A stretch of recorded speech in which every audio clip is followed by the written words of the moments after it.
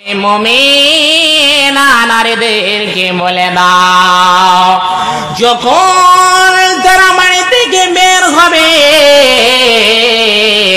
নিজের ওপরে যেন নিজের চাদরটাকে ছড়িয়ে নাই, পর্দা জানে ঠিকভাবে করে নাই, এমন ভাবে যেন পর্দা করে।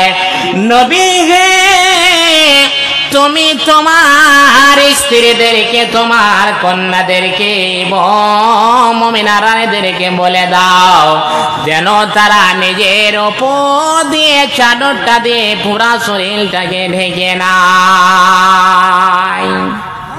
এরকম কি আজকে হচ্ছে ভাই? এরকম কি হয়? হয় না। ওরে নারীকল, তোমরা ভালো করে শুনে নাও, তোমরা ভালো করে জেনে নাও,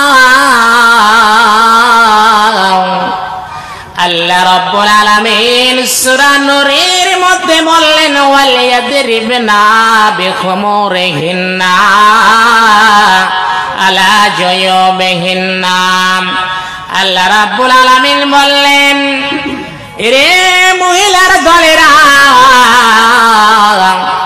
তোমরা কিভাবে পর্দা করবে? তোমার মুখমণ্ডল খানটা দিয়ে, জায়গা দিয়ে পুরা শরীরটাকে এমন ভাবে ঢেকে নেবে যেন কোনো পর পুরুষ তোমার কোন জায়গা দেখিয়াছে না আছে যেন বুঝতে না পারে।